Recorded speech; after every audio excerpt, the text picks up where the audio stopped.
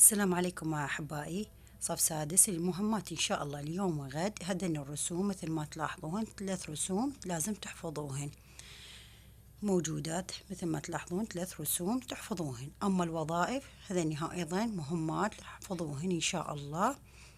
وعندنا المقارنات اللي دخلات إن شاء الله اليوم وغد هماتين، هذين لازم تحفظوهن يا أحبائي. وعندنا كيف أحافظ على صحة الجهاز، عندنا كم موضوع داخل باقيات محذوفات، فقط هذين الداخلات لازم تحفظوهن.